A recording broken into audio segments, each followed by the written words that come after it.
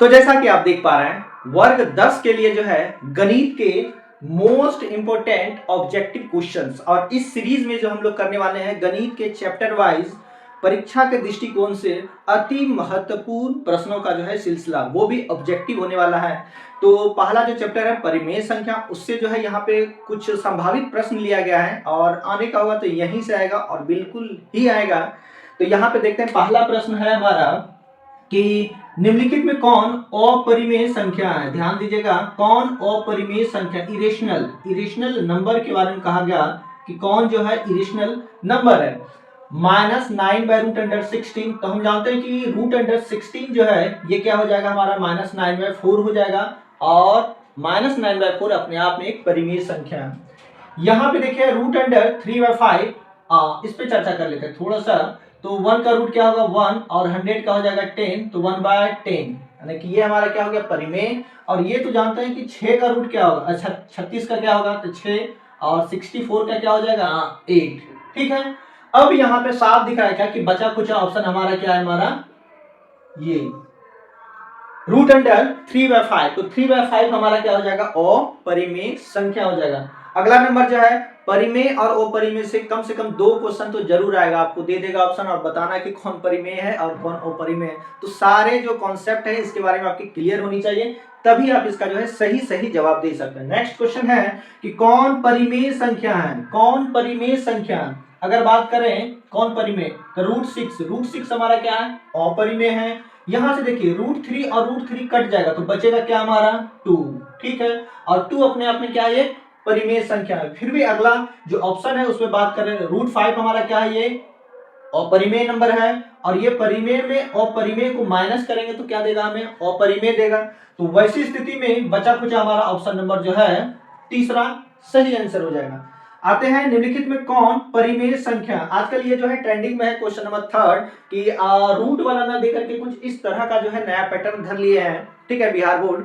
और इस तरह से जो है आपको पहचानना पड़ेगा कि कौन जो है परिमेय है और कौन अपरिमेय। तो सीधी सी बात बता दें कि ये अगर एक निश्चित पैटर्न को फॉलो करता है तो वैसी स्थिति में हमारा क्या होगा, P/Q के रूप में लिख सकते हैं, और जिसको P/Q के रूप में लिख सकते हैं वो तो परिमेय हो जाएगा, बाकी हमारा अपरिमेय।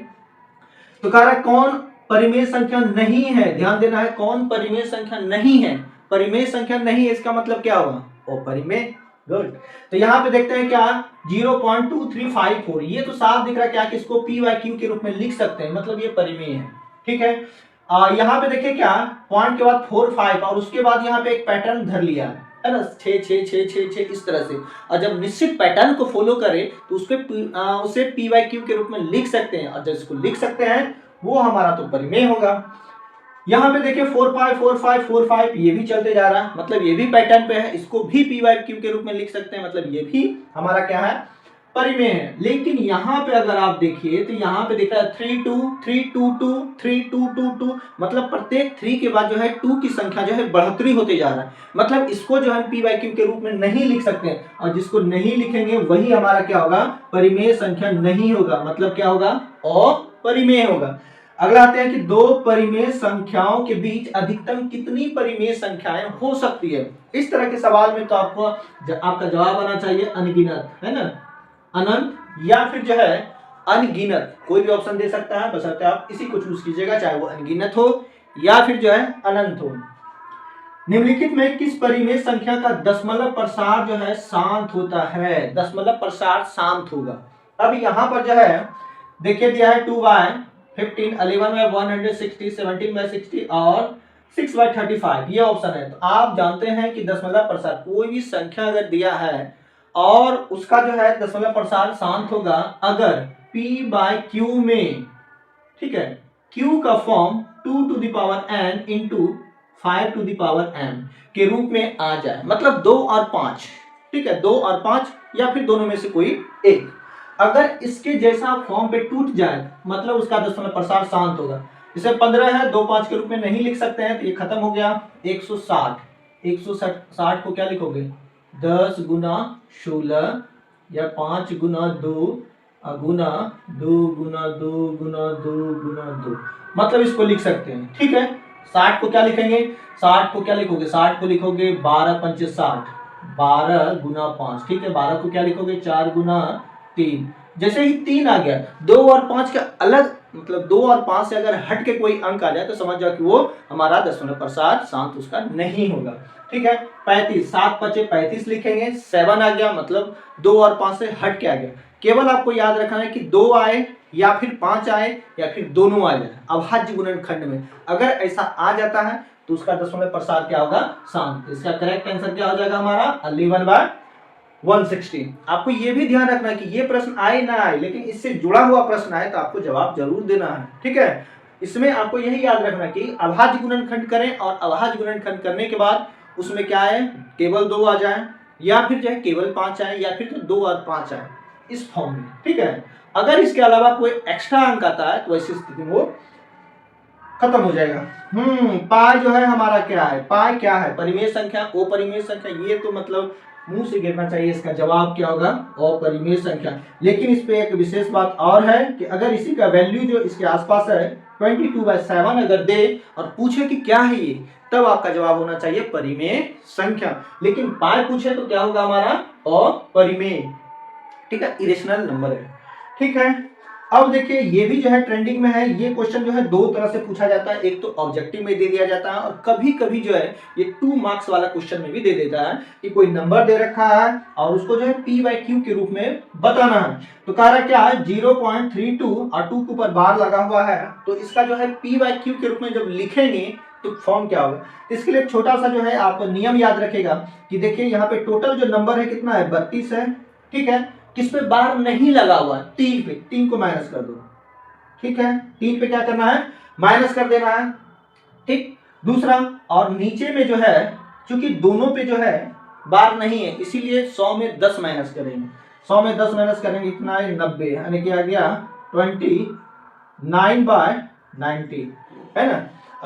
29, यस, कहाँ गया यहाँ, तो ये आ गया 29। ये ऑप्शन नंबर हमारा क्या हो जाएगा, दूसरा जो है सही हो जाएगा, ठीक है। इसको ध्यान रखना है कि जिस पे बार नहीं लगा हुआ है टोटल में उसको माइनस कर देंगे और नीचे में 100 में जो है 10 घटा देंगे। फिर आते हैं एक क्वेश्चन और है 0.29 और 29 के ऊपर जो है बार लगा हुआ है। आपको ध्यान देना है कि जब दोनों पे बार लगा हुआ है तो वो टोटल नंबर रहेगा, ठीक है। और साथ ही साथ इस और 100 में कितना माइनस करेंगे तो 1 करेंगे, यानी कि 29/99, और यही इसका जो है सही आंसर हो जाए। जहां कहां मिल रहा है, ये यहाँ मिल रहा है, ये हमारा जो है सही जवाब हो जाएगा, ठीक है। अगर ये 2 नंबर वाला में आ जाता तब तो आपको मान के बनाना होगा कि माना इतना बराबर जो है p/q, ठीक है, उस तरह से बनाना होगा ताकि आपको 2 नंबर जो है मिल सके। चलते हैं अगले प्रश्न में, और ये प्रश्न जो है सबसे छोटा है लेकिन है काफी गंभीर। सबसे छोटी अभाज्य संख्या बताना है कौन है, स्मॉलेस्ट प्राइम नंबर। ये तो बच्चा को याद होगा कि सबसे छोटी अभाज्य संख्या जो है कौन सा है हमारा 2 है, ठीक है। या फिर जो इस तरह से भी पूछ सकता है सबसे छोटी सम अभाज्य संख्या, तो भी हमारा क्या होगा आंसर 2 ही होगा, ठीक है। ऑप्शन ये हो गया। और लास्ट क्वेश्चन है कि 625 के अभाज्य गुणनखंड, तो 625 का अभाज्य गुणनखंड करोगे तो क्या लिखोगे 5 गुना 5 गुना 5 गुना 5, मतलब 5 का पावर कितना आ गया 4, वही तो घातांक है ना। 625 के अभाज्य गुणनखंड में 5 का घातांक क्या होगा, तो 5 का घातांक पावर कितना आ गया 4, तो ऑप्शन नंबर डी हमारा जो है 4th नंबर क्या हो जाएगा, सही हो जाएगा। तो चाहे ये प्रश्न आए या मान लीजिए इसके जगह पे आपको दे दे कि बताइए 32 के अभाज्य गुणनखंड में 2 के जो है मैक्सिमम पावर क्या होगा, क्या आप नहीं दीजिएगा जवाब, बिल्कुल दे सकते हैं। हम तो केवल आपको यहाँ पे बताएं कि इस तरह के प्रश्न आ सकते हैं, हो सके इसमें से आ जाए या फिर जो इससे जुड़ा हुआ है, तो हर एक स्थिति में जो है आपको उनका जवाब देना ही पड़ेगा, तभी तो आप आगे बढ़ पाइएगा। तो चलिए मिलते हैं नेक्स्ट पार्ट में, तब तक के लिए